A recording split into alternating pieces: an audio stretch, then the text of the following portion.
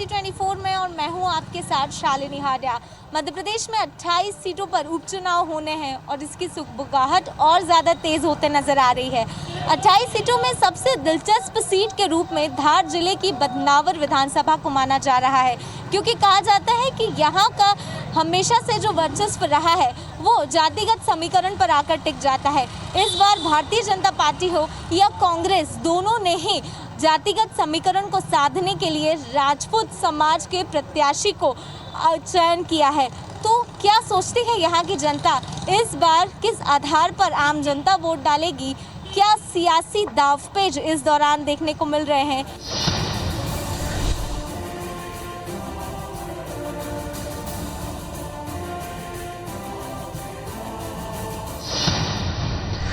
धार जिले का बदनावर वैसे तो कई मायनों में खास है, धार्मिक अलग मान्यताएं हैं, लेकिन सबसे ज़्यादा जो प्रचलित है वो यहाँ के किसान है, क्योंकि यहाँ एक बेहतर साधन है कृषि से संबंध में। बदनावर में इस समय हम मौजूद है और ये जितने लोग आपको नज़र आ रहे हैं ये सभी वही किसान हैं जिन्होंने 15 महीने पहले अपने मत का उपयोग किया था, लेकिन मौजूदा दौर अब ये आ चुका है कि 1.5 महीने के बाद फिर आपको मतदान करने का मौका मिला है। क्या कुछ मांगों के साथ इस बार आप प्रत्याशी का चयन करने वाले हैं? चयन करने वाले हैं हम। जो है कि अभी 15 महीने में सरकार सब कुछ करने जा रही थी, कमलनाथ की सरकार, लेकिन आज किसान परेशान है हम कि हमको दोबारा जो है इनको मौका देना पड़ रहा है वोट के लिए। ये अभी ये नहीं होना था। हमने जो है 5 साल के लिए हमने विधायक पद के लिए जो है एक उम्मीदवार मांगा था। वो उम्मीदवार अब तक कोई मतलब जो है, हम किसानों परेशान है, जनता परेशान है, मजदूर वर्ग परेशान है, व्यापारी परेशान है, अभी हमारी मंडी परेशान है, अभी हमारी सोयाबीन जो है अभी 25 रुपये क्विंटल जो है वो बिक रही है। इतनी परेशानी फिलहाल अभी किसान को जूझनी पड़ रही है? बहुत परेशानी है, बारिश की वजह से भी बहुत परेशानी है। उसके बाद अभी मंडी बंद है, मंडी से भी परेशानी है। अभी इनने जैसे मान लो काश्तकार अगर बेचने जाता है तो उसके लिए भी परेशानी है। हमने वोट इनको 5 साल के दिया था, अभी इनने बीच में फिर चुनाव थोप दिए। इधर महामारी भी चल रही है, महामारी भी इनकी वजह से ही फैलेगी। आज सब साथ में इकट्ठे हो रहे, ये अगर चुनाव नहीं होते तो इतनी भीड़ भी नहीं होती। ये सब जो इनकी जो है कुल देन इनकी ही है, जो भी है, जो अभी कांग्रेस से बीजेपी में गए। पार्टी छोड़ के गए, इस आधार पर किया जाएगा मतदान। धोखा किया उनने जनता का, क्या इसलिए। और मंडी बंद है, सब सारे किसान दूगे बीघा की 1 कुंटल 1.5 कुंटल सोयाबीन पक रही, फिर भी भाव नहीं है, न मंडी भी बंद है? तो इसका जवाब राजवर्धन को मिलेगा। इस बार जब आप मतदान करने जाएंगे जहन में क्या होगा? क्योंकि समस्याएं तो बहुत सारी हैं। हाँ, बहुत सी है। हमारे जहन में यही है कि ये जो कमलनाथ सरकार बनेगी ये जनता का भला करेगी। इन्होंने वादे किए थे, झूठे वादे, ना तो किसी का कर्ज माफ बहुत से हैं। ये कह रहे इसका मिलने का था बीमे में के अंदर भी कुछ भी नहीं मिला, चालू खाते वाले के ही नहीं हुए बेचारों के। आप मुझे बताइए कि इस बार क्योंकि उम्मीद से परे उपचुनाव हो गया, कैसी आपकी सोच है? क्या किसान कितना ज्यादा परेशान है? और क्या यही है कि जो इतनी परेशानी है कि जो 10 साल से भाजपा सरकार थी तो हमारे कोई फायदा नहीं मिला था। ने कांग्रेस सरकार कमलनाथ जी बैठा का बाद में कर्जा भी माफ़ किया था और धीरे धीरे सब काम बाजार का भी सबको इंटरनेट मिल गया था, माल वेचवान जाता था तो नगद पेमेंट मिलने वाला किया था। क्या कैसी स्थिति? ये जनता पार्टी ने बहुत परेशान कर दिया हम काश्तकार को। मंडी बंद, डीजल कहाँ से लाए, मजदूर का पैसे कहाँ से दें, भाव नहीं है कि काश्तकार, सोयाबीन पकी नहीं है तो काश्तकार क्या मरेंगे, जेल खा जाएंगे। क्या बीमा का पैसा आया? क्या पटवारी ने सर्वे किया सोयाबीन की खराब? नहीं, पटवारी अभी तक तो जो है कोई पटवारी गांव में सर्वे नहीं हुआ है अभी तक। कहीं पटवारी को ऐसा था कि एक ही जगह जो है बैठ के कई सर्वे करा उन्होंने 3 या 4 किसानों को। कई लोगों को पता नहीं है कि सर्वे हुआ या नहीं हुआ। अभी तक बीमा का पैसा अभी कोई भी नहीं है। सब बड़े बड़े जो छोटे काश्तकार है वो बीमे के चक्कर में अभी जो है कोरोना की महामारी चल रही है और बैंकों में भीड़ लग रही है। उनके पैसे डले, अब डले, अभी तक कोई पैसा नहीं डला है। बहुत ज़्यादा आक्रोश है। आपको क्या लगता है इस बार जब मतदान करेंगे तो किस आधार पर करेंगे? मैडम, सबसे बड़ी बात तो जैसा किसानों के साथ छलावा हो रहा है। 15 साल हो गए तो उन्होंने जब चुनाव आया तो इन्होंने बीमा की प्रक्रिया चालू कर दी कि हम बीमा डाल रहे हैं। 15-14 साल पहले आपको याद नहीं आई थी बीमे की बात। जब आप चुनाव आया आपके पास तब आपने बीमे डाले। उसके बाद जैसे आपकी सरकार गई तो आपने विधायकों को खरीदा। उसके बाद आपके सरकार बनाई आपने। उसके बाद आपने बोला कि हम ये कर देंगे, हम वो कर देंगे। कर सारे किसानों के पास ना तो बीमे के पैसे आए, ना वो 2000 की जो सुरक्षा निधि आती है वो भी नहीं आई। कैसे आप देख रहे हैं इस चुनाव को? जी, इस चुनाव को हम व्यक्तिगत और किसान के आधार से देखें। अगर मैं किसान, तो किसान व्यक्तिगत, जैसे अभी शिवराज सिंह चौहान ने बीमा की राशि अनाउंस करी, उस राशि का कोई अभी निराकरण नहीं है। किसी भी किसान के खाते में बीमा की राशि नहीं डली। किसान कितना ज़्यादा त्रस्त नजर आ रहा है? किसान बहुत परेशान है। 15 महीने में व्यवस्था सुधर गई थी। पिछले साल मैं सोयाबीन बेचने गया तो नगद पेमेंट मिल गया। अभी पैसे के लिए आज माल बेचते हो तो कल पैसे मिलेंगे, परसुक मिलेगा, तरसुक मिलेगी, ऐसी स्थिति हो रही है। यूरिया का भाव आज देख लो 500 रुपये में भी नहीं मिल रही मार्केट में। सोसाइटी वाला बोलते हैं कि 1 बीघा पे 1 थैली देंगे और नगद से लेने जाओ तो नहीं दे, बोले कि खाते वाले को देगा, बाकी किसान कहाँ जाएगी? क्या पहले सुविधाएं माकूल थी कमलनाथ सरकार के दौरान? कमलनाथ के सरकार के द्वारा पहले नगद पैसे मिलते थे। आज ये कंडीशन है कि हमारे को खेत में हक्का जुकाई के ट्रैक्टर जो चलाते हैं उसके डीजल के पैसे भी नहीं मिल रहे हमें। सोयाबीन का भाव है नहीं और मंडियाँ बंद पड़ी है। अब करें तो क्या करें, किसान तो सब तरह से परेशान है मैडम। अभी भी किसानों को बहुत ज़्यादा समस्या आ रही है। यूरिया मिल नहीं रहा है और जो मिल रहा है वो बड़े दामों के साथ मिल रहा है। नकदी को लेकर कई ज़्यादा शिकायत जो है वो किसानों ने साफ तौर पर जाहिर की है।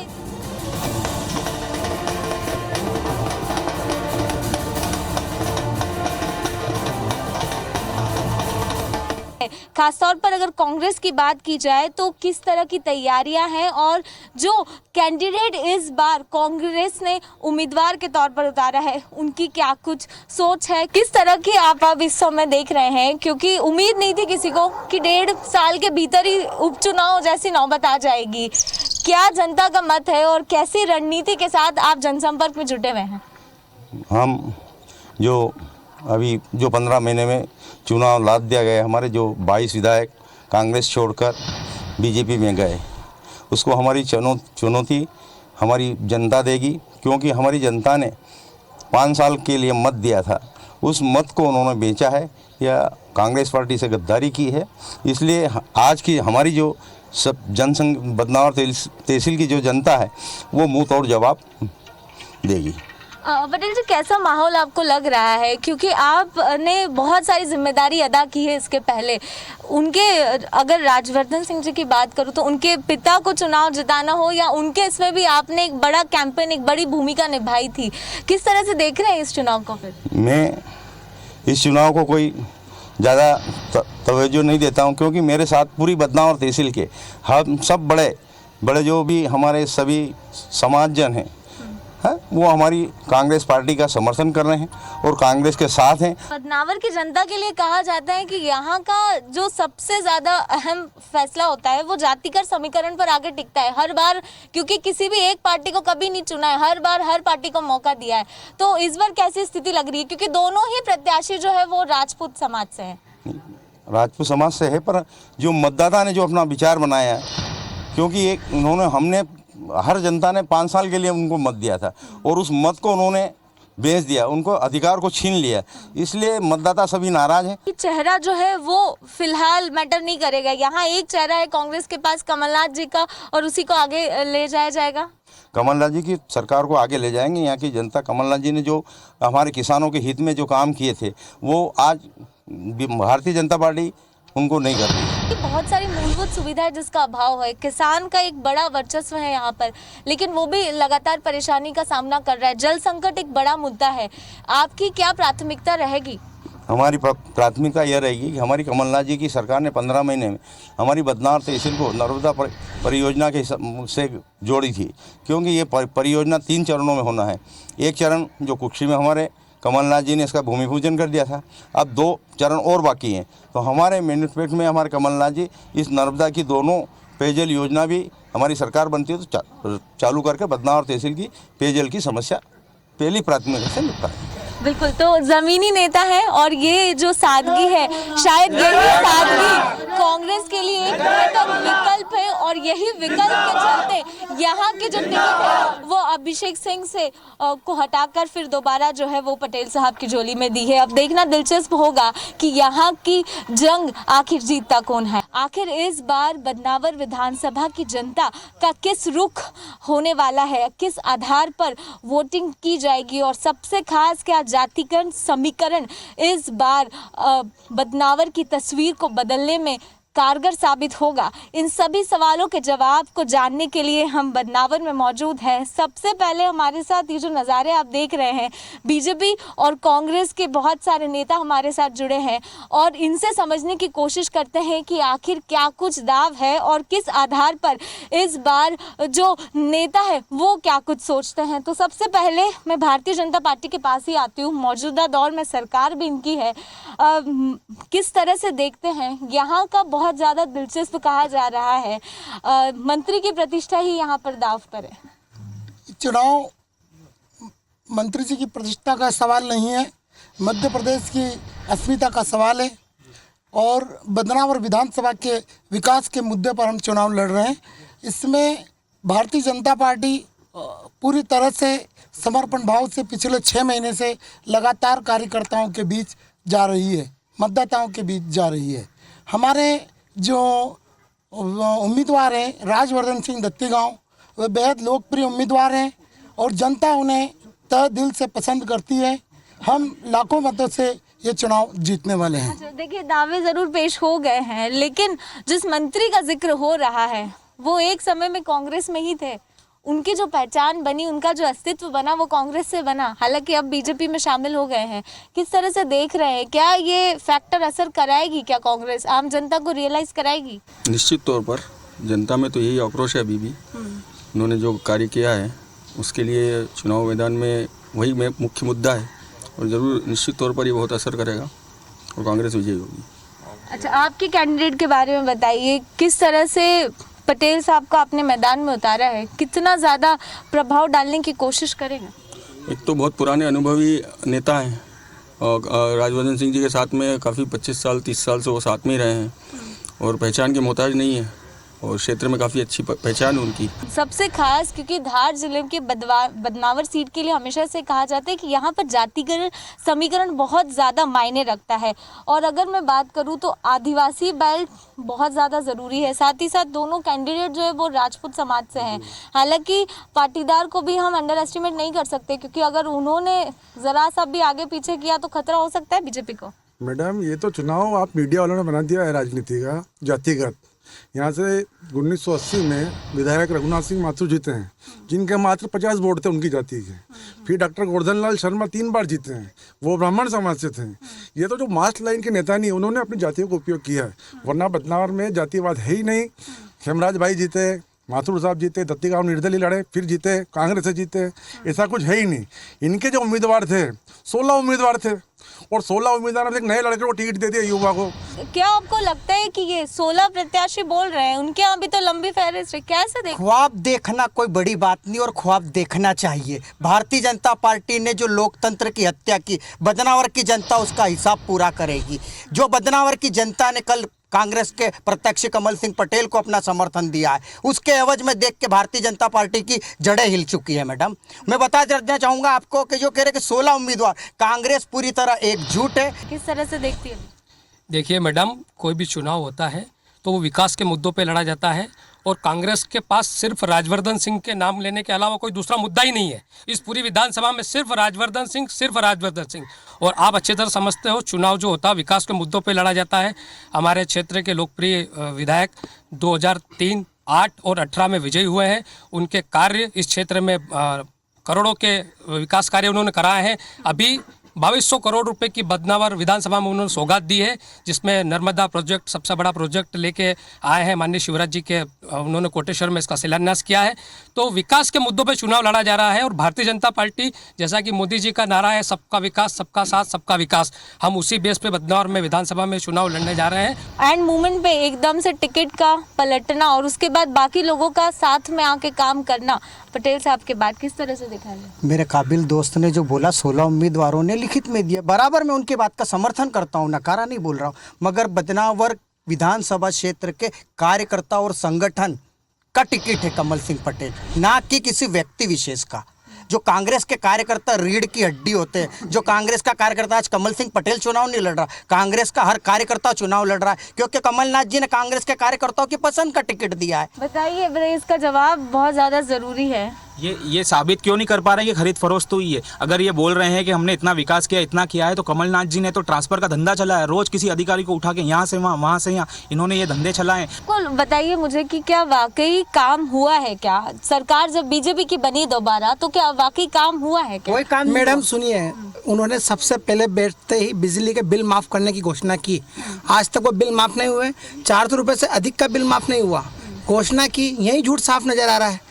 फिर उन्होंने जो है शिक्षकों को फिक्स करने की घोषणा की थी, वो भी नहीं हुआ। समझना चाहूँगी यहाँ पर, देखिए राजनीति तो अलग मसला है, लेकिन किसानों का मुद्दा बहुत ज़्यादा बड़ा है। यहाँ पर किसान लगातार परेशान है, इस और क्यों नहीं ध्यान दिया गया है? क्योंकि अभी तक बीमा की राशि तक नहीं पहुँची है।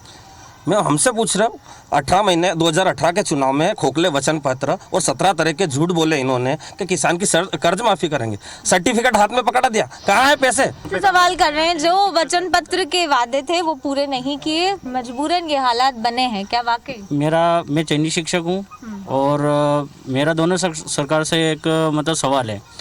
आखिर 2018 की जो भर्ती है, शिक्षक भर्ती, वो 2020 यानी कि अभी 21 आने वाला है, आज दिन तक दोनों पार्टी नहीं कर रही है ना। हालांकि कमलनाथ सरकार ने 90% कार्य इसमें करा भी था, लेकिन पार्टी बदलने के बाद में बचा 10% काम, अभी तक कुछ भी नहीं हुआ। आप मुझे ये बताइए, इनका जवाब बहुत ज़्यादा लाजमी है, क्योंकि लंबे समय से दोनों सरकारों ने वादे किए, अब तक पूरे नहीं हुए हैं।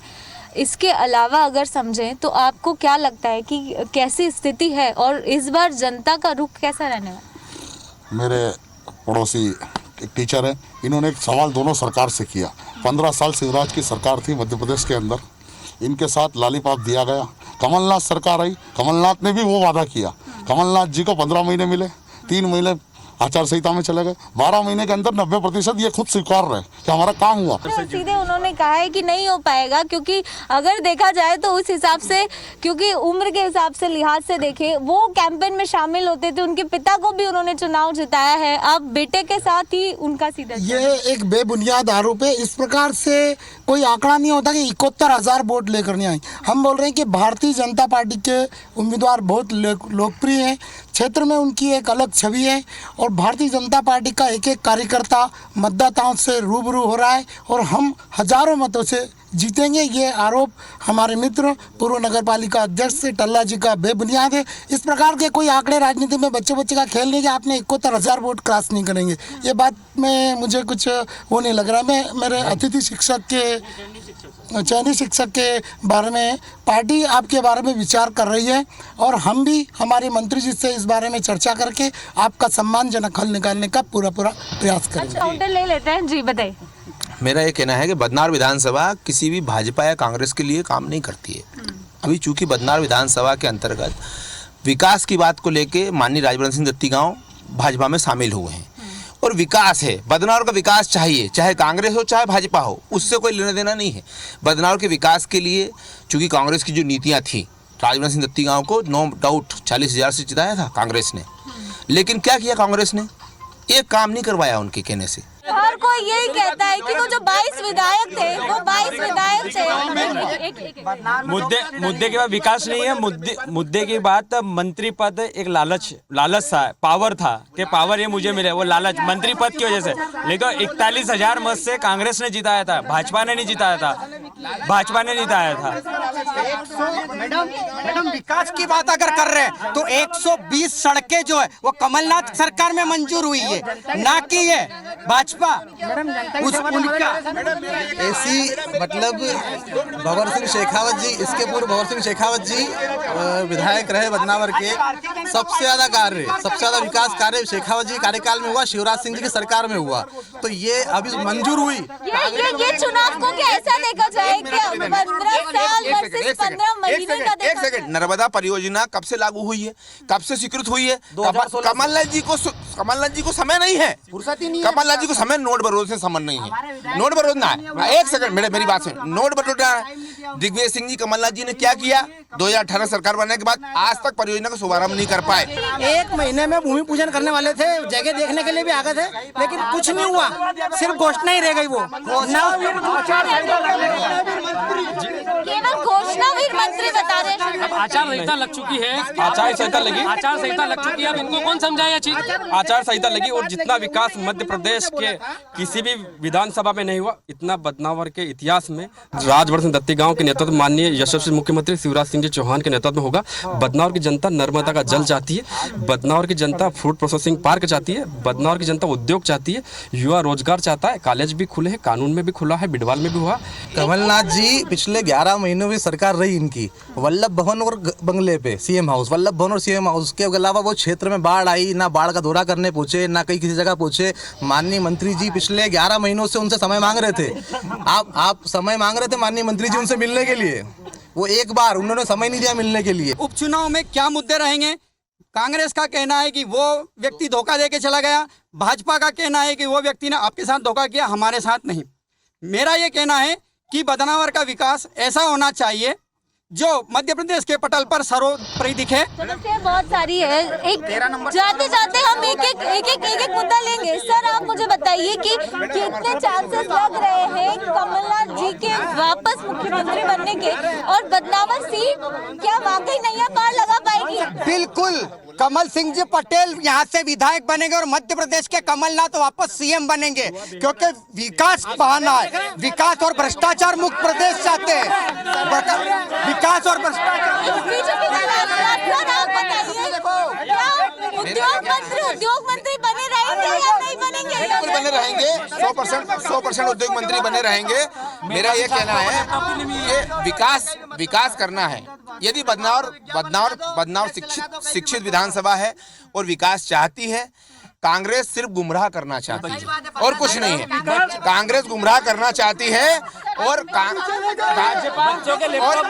चीज और कहना चाहता हूँ, एक चीज कहना चाहता हूँ कि अभी तक ये लोग खड़े हैं, इन्हें पंच के चुनाव से इस्तीफा दिया, इन लोगों ने।